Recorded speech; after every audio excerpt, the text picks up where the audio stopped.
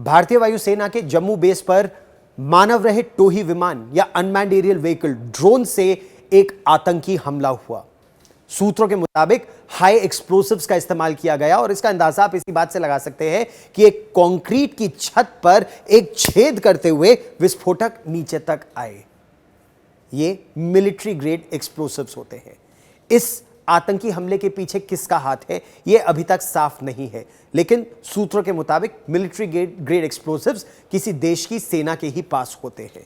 इससे खतरा बहुत बढ़ गया है क्योंकि इसी क्षेत्र में सेना के कई मिलिट्री बेसेस हैं। अंदेशा था, खुफिया जानकारी थी कि पाकिस्तान ने चीन से बड़ी संख्या में ड्रोन्स खरीदे हैं और यह भी जानकारी थी कि ये ड्रोन्स पिज्जा डिलीवरी के लिए या दवाइयों की डिलीवरी के लिए नहीं खरीदे गए हैं, लेकिन इतनी जल्दी इनका इस तरह से इस्तेमाल होगा, ये अब एक इन्वेस्टिगेशन की बात है, जांच की बात है और नेशनल इन्वेस्टिगेशन एजेंसी ने जांच शुरू भी कर दी है।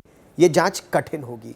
इसके बाद अब कहा यह जा रहा है कि आखिर भारत अपने मिलिट्री इंस्टॉलेशंस को, वीएवीपीज, वाइटल एसेट्स, वाइटल पॉइंट्स को या सेना के जो कॉन्वॉय जाते हैं उनको कैसे बचाएगा। आपको याद होगा जब पुलवामा में आतंकी हमला हुआ था तो जो आतंकवादी था उसने एक्सप्लोसिव से, विस्फोटकों से भरी अपनी गाड़ी सीआरपीएफ की बस में जाकर टकरा दी और उसके बाद लगभग 40 सिपाहियों ने अपने प्राणों का सर्वोच्च बलिदान दिया। इसमें तो आतंकवादियों को यह करने की आवश्यकता भी नहीं है। जम्मू और कश्मीर में ऐसे पूरे नेशनल हाईवे पे कई ऐसी पहाड़ियां हैं जिसके ऊपर आतंकवादी बैठ सकते हैं और उन पहाड़ियों के ऊपर से अपने ड्रोन को, हथियारों के साथ, विस्फोटकों से लैस अपने ड्रोन को सेना की किसी भी गाड़ी में वो जाके भेड़ सकते हैं और ये कामिकाजी ड्रोन अगर वो इस्तेमाल करें तो उनको कोई नुकसान नहीं होगा और सेना को बड़ा नुकसान हो सकता है। यही नहीं, इसमें प्लॉजिबल डिनाइबिलिटी भी रहती है कि पता ही नहीं चलेगा कहां से आया, किसने इस्तेमाल किया, सरहद पार से हुआ, सरहद के इस पार से हुआ, कुछ पता ही नहीं चलेगा क्योंकि जब तक उसकी टोह लेने के लिए आप पहुंचेंगे तब तक लोग वहां से गायब हो चुके होंगे। ऐसे में जब वीवीआईपी चलते हैं तो उनकी गाड़ियों के साथ एक जैमर चलता है। वो जैमर ऐसी तरंगे फेंकता है कि कोई भी सिग्नल को तोड़ देता है। तो जो रिमोट कंट्रोल से उस यूएवी तक सिग्नल जा रहा होता है वो भी टूट जाता है और वो ड्रोन नीचे गिर जाता है। लेकिन क्या हर कॉन्वॉय के साथ, हर 5, 10, 15 गाड़ियों के पीछे एक जैमर चलेगा? ये बहुत महंगा भी होगा। क्या भारतीय वायुसेना के जो रेडार्स हैं उस पर ये मानव रहित टोही विमान देखे जा सकते हैं?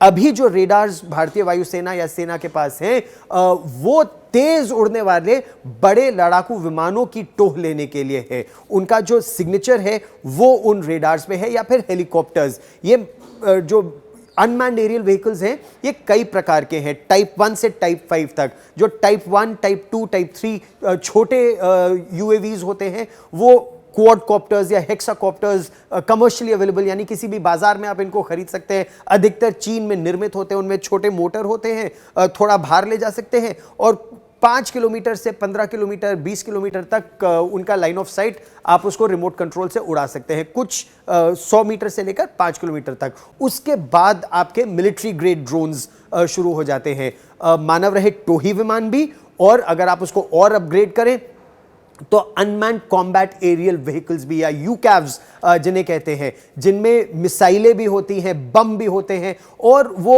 24 से 48 घंटों तक लगातार 20 से 36 हजार फीट की ऊंचाई तक उड़ भी सकते हैं और जैसे ही शत्रु को देख लेते हैं तो उनको वो ध्वस्त कर सकते हैं। उनसे हेलफायर मिसाइल या और प्रेडेटर्स हैं या रीपर्स हैं वो शत्रु को डिस्ट्रॉय भी कर सकते हैं, नेस्तनाबूद कर सकते हैं। इसके साथ साथ अब दुश्मन स्वॉर्म ड्रोन्स अटैक की बात कर रहे हैं, यानी एक साथ कई 100 ड्रोन आए, आप 1, 2, 3, 4, 5 को गिरा देंगे लेकिन कई उसमें से आपकी सुरक्षा चक्र को भेदने में सफल होंगे और फिर उनसे नुकसान होगा। उसको रोकने का क्या उपाय है? स्वॉर्म ड्रोन सेनाएं इस्तेमाल करती हैं। अभी हम बात आतंक की कर रहे हैं, तो जब आतंक की बात करते हैं तो विकल्प क्या है? बालाकोट जब आपने किया, पुलवामा पर जब आप पर आतंकी हमला हुआ तो प्रधानमंत्री नरेंद्र मोदी और उनकी सरकार ने एक निर्णय लिया कि शत्रु को एक संकेत देना है और वो संकेत ये कि जितना भी खर्च है वो केवल भारत का नहीं होगा, दुश्मन पर भी कॉस्ट इंपोज किया जाएगा। और ऐसी परिस्थिति में भारतीय वायुसेना के 12 लड़ाकू विमान पाकिस्तान में घुसे, बालाकोट पर स्ट्राइक किया और लौटकर आ गए।